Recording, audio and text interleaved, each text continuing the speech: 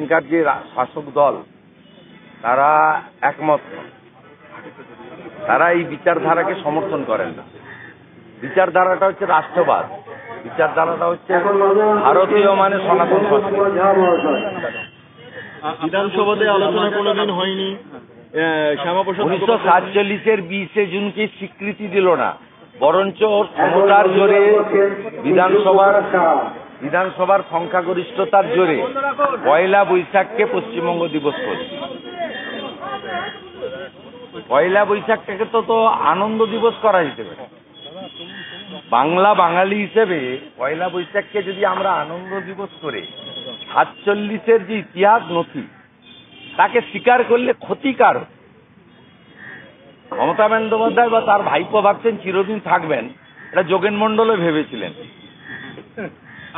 উনি বলতেন ভাবতে থাকুন, এখন আমরা 65, ওরা 35, যেদিন ওরা 50 পেরিয়ে যাবে সেদিন দেখবেন যোগেন মণ্ডলের মতো অবস্থা মমতা ব্যানার্জি তার ভাইপো। একটা বিষয় সরকারিভাবে বলিদান দিবস হিসেবে পালন করা যাবে। হ্যাঁ, 70% হিন্দু এক হলে তো তাই হবে। 54% হিন্দু বিজেপিকে ভোট দেয়, 70% হিন্দু ভোট দিলেই সরকার হবে। এই যে 2 রাউন্ডের পরে যা পেয়েছি, তো মুসলিম এলাকা গণনা আছে, তার মধ্যে যে কটা হিন্দু বুথ বেরিয়েছে কালীগঞ্জে 80% ভোট ভারতীয় জনতা পার্টিকে দিয়েছে। যে কটা বুথ পেয়েছে, আমরা তো ওখানে জিতবো না, ওরা জিতবে। 1,55,000 মুসলিম ভোট আছে। কিন্তু আমাদের লক্ষ্য ছিল যে হিন্দুদের মধ্যে আমরা আস্থা অর্জন করেছি কিনা, হিন্দুদেরকে ঐক্যবদ্ধ করেছে। প্রাথমিকভাবে যা পেয়েছি it is too early. 22 round হবে, 14 রাউন্ড পর্যন্ত মুসলিম প্রভাবিত এলাকা, 15 থেকে 22 পুরো হিন্দু প্রভাবিত এলাকা। যে 2 রাউন্ড 3 রাউন্ডের পেয়েছি আমি, তাতে 13,000 সামথিং ভোট পেয়েছে 13,700 তৃণমূল, 6,297 আমরা, আর কংগ্রেস 5,000 সামথিং পেয়েছে, কংগ্রেস সিপিএম জোট। এবং মুসলিম বুথে 70-30 হচ্ছে, 70% তৃণমূল আর 30% কংগ্রেস, মানে দুটোই ওদের দল। অসুবিধা নেই, তারা ঠিক ভালো করেই করছে। আর আমি খুব আশাবাদী ইনিশিয়ালি, এখনো কিন্তু বলার সময় আসেনি, 4টের পরে বলা যাবে। তা আমরা হিন্দু বুথগুলো যে কটা বেরিয়েছে, মীরা 1, মীরা 2, পলাশী এলাকায়, সেখানে হিন্দুদের যে একত্রিতকরণ, সংগঠিত হওয়া, যে প্রচার আমরা করছি, সে প্রচারে কাজ হচ্ছে বলে আমার মনে হচ্ছে।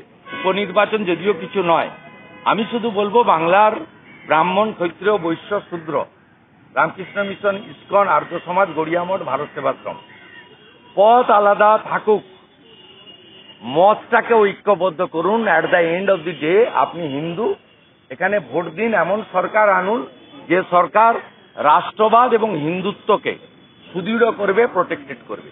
সেই কারণে আমি আশাবাদী যে 54% হিন্দু এক হয়েছে, 70% হিন্দুকে যদি আমরা এক করতে পারি, বাংলায় ডক্টর শ্যামাপ্রসাদ মুখার্জির প্রতিষ্ঠিত জনসংঘ তথা আজকের বিজেপি, এই পার্টি ক্ষমতায় আসবে।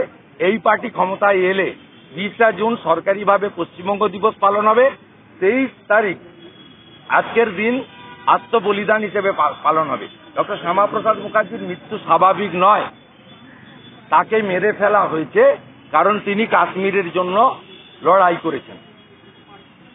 সেই জন্য গোটা ভারতবর্ষ বলে শ্যামাপ্রসাদ মুখার্জির বলিদান, এটা ইয়াদ রাখেগা হিন্দুস্তান।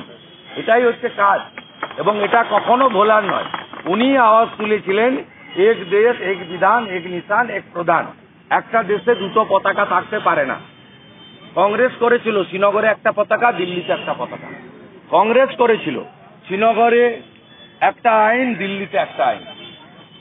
এই জিনিস চলতে পারে না। মোদিজি সেটা করে দেখিয়েছেন 370, 35 বাতিল করে। বাকি কাজটা বাঙালি হিন্দুদের হাতে। যদি আপনাদের অবস্থা বাংলাদেশের হিন্দুদের মতো করতে না চান, 26-এ আপনারা ডক্টর শ্যামাপ্রসাদ মুখার্জির পার্টিকে আনুন। আমরা কথা দিচ্ছি, 5 বছরের টেস্ট, বিগত আপনাদের এতদিনের টেস্টের থেকে ভিন্ন টেস্ট আপনারা পাবেন। রথযাত্রার দিনে আপনারা আপনাদের মতো বিভিন্ন জায়গায় অনুষ্ঠান করবেন, রাজনৈতিকভাবে স্বতঃস্ফূর্তভাবে। তৃণমূল কর্তৃক বলতে এখানে দুর্গাপুজো হয়, সরস্বতী পুজো, রথযাত্রা হয়, আলাদা করে এটাকে রাজনীতি করার কি দরকার? হিন্দু ঐক্যবদ্ধ হবে তো, এই হিন্দুদের প্রোগ্রাম। জগন্নাথ দেবের রথযাত্রা তো অন্য ধর্মের লোকের প্রোগ্রাম নয়। আপনি হালাল পেড়া গজা খাওয়াচ্ছেন, কেউ খাবেন না, নিবেন খাবেন না, হালাল গজা পেড়া খাবেন না। যদি হিন্দু হন হালাল পেড়া গজা খাবেন না। আমাদের ভিডিও ভালো লাগলে লাইক এবং শেয়ার করুন। কমেন্ট সেকশনে গিয়ে জানান আপনাদের মতামত। আরও ভিডিও পেতে আমাদের চ্যানেল সাবস্ক্রাইব করুন এবং প্রতি মুহূর্তে খবরের আপডেট পেতে প্রেস করুন বেল আইকন।